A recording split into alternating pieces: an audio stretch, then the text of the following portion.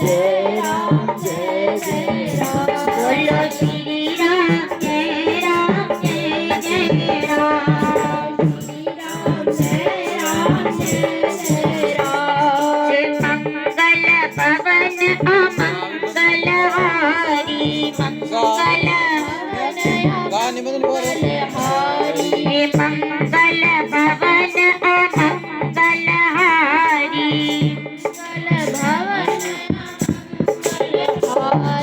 द्रवहु सो दशरथ अधीर बिहारी द्रवहु सो दशरथ अधीर बिहारी।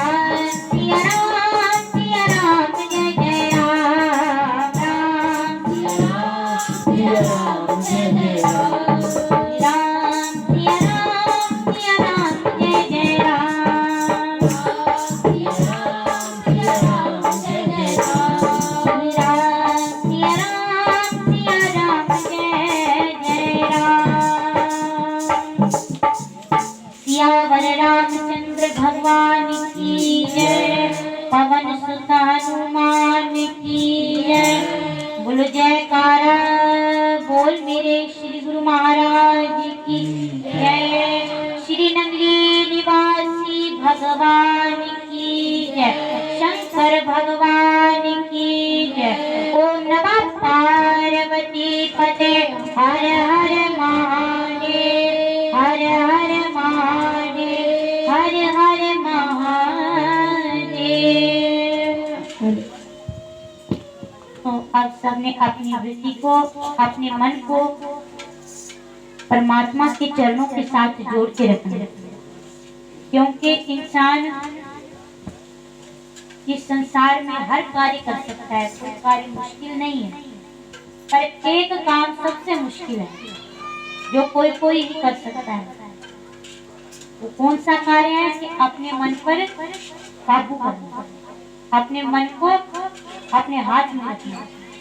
वो कोई कोई कर सकता है, और जो कर जाता है वो देखो उनके सामने कैसे लोग फिर दंडवत प्रणाम करते हैं। उनके वचनों को फिर दुनिया मानती है, उनके चरणों को फिर दुनिया पूजती है, जो अपने मन को जीत लेती है। तो हम यदि सतगुरु की शरण में बैठे हैं, उनकी चरण में बैठे हैं, तो हमें भी अपने मन पर काबू करने की थोड़ी थोड़ी कोशिश करनी चाहिए, क्योंकि शास्त्रों में लिखा है कि मन की गति है अटपटी, झटपट लखे न कोय, जो मन की खटपट मिटे तो झटपट दर्शन होए।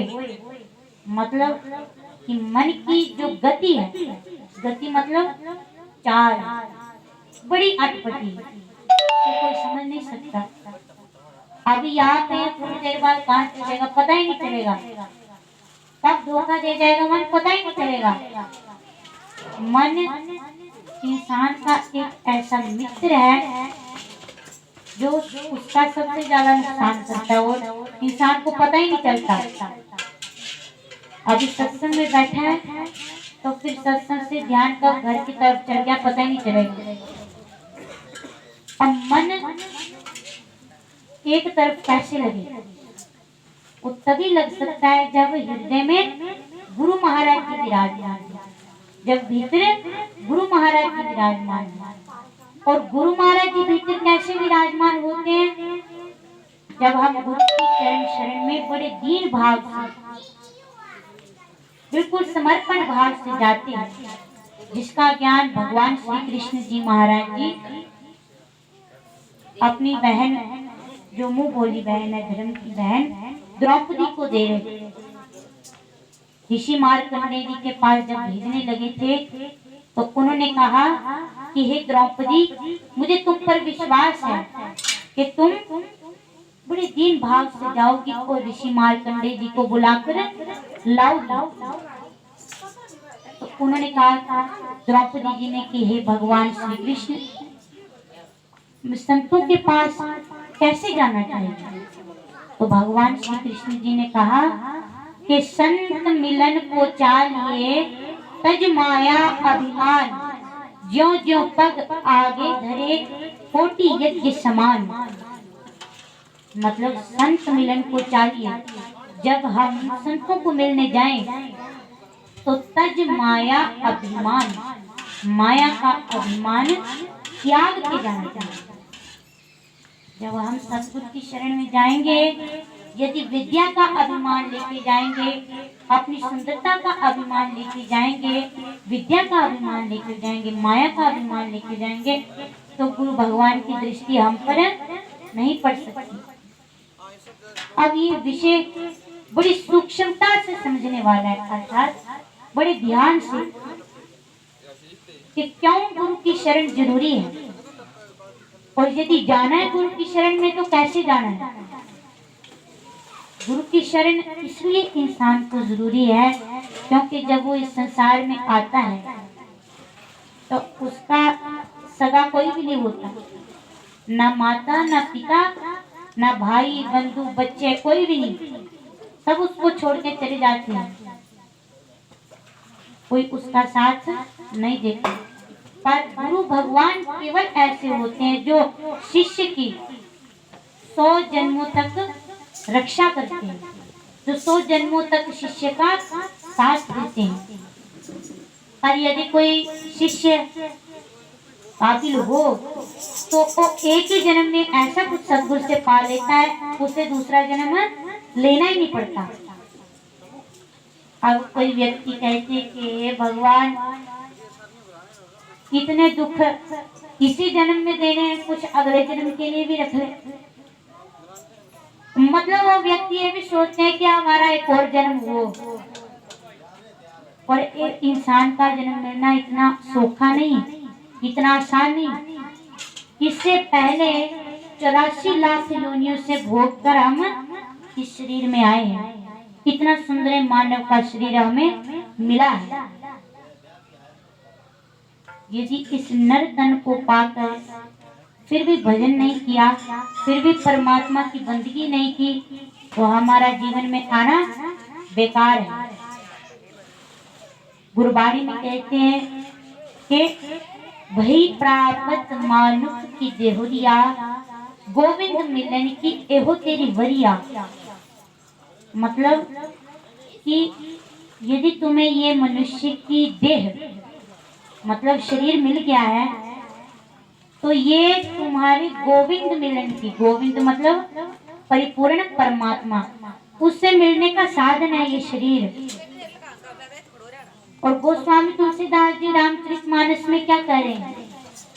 बड़े भाग्य ते मनुष्य तन पावा, सुर दुर्लभ सब ग्रंथन गावा। मतलब कि बड़े भाग से, जिस इंसान के बड़े ऊंचे भाग हो तो उसे ये शरीर प्राप्त होता है। और इस शरीर की महिमा कौन गा रहा है? सुर दुर्लभ सब ग्रंथन गावा। सुर कौन होते हैं? एक सुर होते हैं और एक आसुर होते हैं। आसुर मतलब राक्षस और सुर देवता। ये देवता भी तरसते हैं कि शरीर मिल जाए और हम परमात्मा की बंदगी करें। और शरीर देवताओं को भी नहीं मिलता, और यदि हमको मिल गया है तो हमें इसका सदुपयोग करना चाहिए। सारे ग्रंथ इसकी महिमा गा रहे हैं कि ये शरीर बड़े भाग्य से मिलता है। ऊंचे सूचे भाग हो तो इंसान को ये शरीर मिलता है। तो इस शरीर में आके इंसान को जरूर गुरु भगवान के चरणों के साथ जुड़ना चाहिए। जब व्यक्ति शरीर में आता है तो उसका एक ही उद्देश्य होता है, शरीर का एक उद्देश्य होता है, पर इंसान की बुद्धि के अनेकों उद्देश्य होते हैं। जैसे अच्छी शिक्षा प्राप्त करना, अच्छी नौकरी करना इत्यादि, और बड़े सारे उसके उद्देश्य होते हैं। पर इंसान की देह का केवल एक ही उद्देश्य होता है, और वो कौन सा, कि यदि एक बार इस शरीर में आ गए तो दोबारा इस शरीर में ना आना पड़े। तो इस ताले को खोलने के लिए चाबी कौन देगा? हमारे पास है चाबी? यदि होती तो सारा संसार ब्रह्मज्ञानी ना हो जाता। अब ब्रह्मज्ञानी क्या होता है? ब्रह्मज्ञानी किसे कहते हैं? तो इसके बारे में ब्रह्मज्ञानी की परिभाषा सुखमणि साहिब में बड़े सुंदर तरीके से श्री गुरु अर्जुन देव जी महाराज जी ने गाई है, लिखी है बड़ी सुंदर तरीके से कि कौन है ब्रह्मज्ञानी। ब्रह्मज्ञानी सदा निर्लेप, जैसे जल में कमल अलेप। ब्रह्मज्ञानी बंधन से मुक्ता, ब्रह्मज्ञानी की निर्मल युक्ता। ब्रह्मज्ञानी का भोजन ज्ञान, नानक ब्रह्मज्ञानी का ब्रह्म ध्यान। मतलब कि ब्रह्मज्ञानी बंधन से मुक्ता। ब्रह्मज्ञानी जैसे हम है ना सारे शरीर में, वैसे वो ब्रह्मज्ञानी होते हैं। जो हमारे गुरु महाराज जी हैं ये पूरे ब्रह्मज्ञानी बाल ब्रह्मचारी हैं। बाल ब्रह्मचारी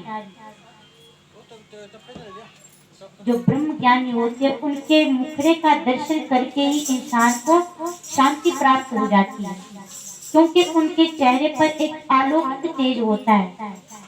जो व्यक्ति को क्रीमें लगा के या कोई फेशियल करा के नहीं मिलता, जो नूर ब्रह्मज्ञानी के चेहरे पर होता है। और वो नूर कहाँ से मिलता है? जब हम अंदर नाम का अभ्यास करते हैं। नाम जब हमारे श्वासों के साथ चलता है तो चेहरे पर एक अलौकिक नूर आता है, जिस नूर की कोई बराबरी नहीं कर सकता। तो हमारा भी यही उद्देश्य है कि हम इस संसार में आए, इस शरीर को यदि पाया है तो हमारा जो पहला काम है वो है आत्म साक्षात्कार। आत्म साक्षात्कार मतलब अपने निज स्वरूप को देखना। अब किसी से पूछ लो कि तुम्हारा नाम क्या है, तो व्यक्ति बताएगा कि मेरा नाम ये, जो भी उसका नाम होगा, पर उसका नाम वो है ही नहीं, वो शरीर है ही नहीं। हम इस संसार में आए हैं तो हमें ये समझना है कि हम क्यों आए हैं, हम कौन हैं, और हम किस उद्देश्य को पूरा करने के लिए इस संसार में आए हैं। भगवान श्री राम जी जब अपने गुरु भगवान के पास गए तो उन्होंने यही प्रश्न किया कि मैं कौन हूँ। दरवाजे के बाद खड़े रहे, दरवाजा खटखटाया नहीं कि गुरु महाराज जी अंदर आए, दरवाजा खटखटाएंगे तो उल्लंघना हो जाएगी। खड़े रहे, हाथ जोड़ के प्रतीक्षा करते रहे। सोचा कि हो सकता है गुरु भगवान आराम कर रहे हो या पूजा कर रहे हो या भजन कर रहे हो। फिर शाम का समय हुआ। अब उन्होंने सोचा कि यदि मैं अब दरवाजा खटखटा भी दूं तो कोई परेशानी वाली बात नहीं है, क्योंकि अब तो संध्या का समय है, अब तो पूजा करने का समय है, तो गुरु भगवान जी तो बाहर आएंगे ही आएंगे। फिर दरवाजा खटखटाया, अंदर से गुरु महाराज जी ने आवाज लगाई कि कौन है। तो श्री राम जी महाराज जी ने कहा कि गुरुदेव यही जानने के लिए तो मैं आया हूँ कि मैं कौन हूँ। गुरु भगवान बड़े प्रसन्न हुए, दरवाजा खोला, पूछा कि तुम राम हो? मैंने कहा कि हाँ गुरुदेव, मैं राम हूँ। उन्होंने कहा कि मुझे पता था कि ऐसा प्रश्न तुम ही कर सकते हो। अब हमें कोई पूछे कि मैं कौन हूँ, तो सामने वाला तो बोल देगा आपको नहीं पता कि आपका नाम क्या है, ये तो मूर्ख हो गए, इसको पता ही नहीं है कि कौन है, क्या पूछ रहे हैं कि मैं कौन हूँ। पर यदि यही सवाल ब्रह्म ज्ञानी सतगुरु के पास जाके करो कि मैं कौन हूँ, मुझे अपने निज स्वरूप को जनाने के लिए कोई ज्ञान दो, तो फिर गुरु भगवान प्रसन्न होकर उसे नाम दीक्षा देते हैं। जिसके पास नाम दीक्षा होती है उसके सारे कार्य अपने आप सफल हो जाते हैं और फिर वो अनेकों पापों से मुक्त हो जाता है। इंसान को सत्संग में आके ये समझ आ जाती है कि कैसे उसे जीवन को जीना है, कैसे उसे जीवन में विचरण करना है, विचरना है, क्या कार्य इंसान को करने चाहिए और कौन से कार्य इंसान को नहीं करने चाहिए, ये सत्संग में आकर पता चलता है। तो एक भजन गाएंगे सारे मिलके। पी प्रभु ज्ञान का, पी प्रभु ज्ञान का जल रे मना, पी प्रभु ज्ञान का, पी प्रभु ज्ञान का जल रे मना, पी प्रभु ज्ञान का, पी प्रभु ज्ञान का सत्संग वाली गली तू चल रे मना, सत्संग वाली गली तू चल रे मना, सत्संग वाली गली तू चल रे मना, सत्संग वाली गली तू चल रे मना। पी प्रभु ज्ञान का जल रे मना। अब संसार का जल तो चलो एक प्यास बुझाता है, पर आत्मा की प्यास कौन बुझाएगा? प्रभु ज्ञान का जो जल है। तो सभी ने अपने मन से क्या कहना है कि पी प्रभु ज्ञान का, पी प्रभु ज्ञान का, पी प्रभु ज्ञान का, पी प्रभु ज्ञान का जल रे मना, पी प्रभु ज्ञान का, पी प्रभु ज्ञान का जल रे मना, सत्संग वाली गली तू चल रे मना, सत्संग वाली गली तू चल रे मना, सत्संग वाली गली तू चल रे मना, सत्संग वाली गली तू चल रे मना। अब व्यक्ति मन को बोल बोल के ले आ जाता है सत्संग में, और सत्संग में कौन मिलेगा? कौन मिलेगा सत्संग में? बोलो। गुरु महाराज जी मिलेंगे। जब गुरु महाराज जी मिल जाते हैं तो भगवान अपने आप ही मिल जाता है। भगवान को ढूंढना नहीं पड़ता, गुरु भगवान को ढूंढना पड़ता है। और जब गुरु महाराज जी मिल गए तो भगवान अपने आप ही मिल जाते हैं। फिर भगवान को ढूंढने की जरूरत ही नहीं पड़ती, क्योंकि भगवान जहाँ पे बैठे हैं उस कमरे की चाबी गुरु महाराज जी के पास है। वस्तु कही ढूंढे गई, किस विधि आवे हाथ, यदि चीज कहीं और हो, अब चीज इस कमरे में हो, मैं ढूंढूं इस कमरे में मिल जाएगी। अब परमात्मा इधर हो, मैं ढूंढूं बाहर मंदिरों में, तो मिल जाएगा। वो तो तब मिले जब भेज लीजिए साथ, कि जिसने उसे देखा हो, जिसको पता हो, जिसके सामने रखी हो, उससे पूछो तो फिर वो बताएगा कि नहीं। तो गुरु भगवान ने देखा होता है, फिर वही बता सकते हैं कि भगवान कहाँ पे है।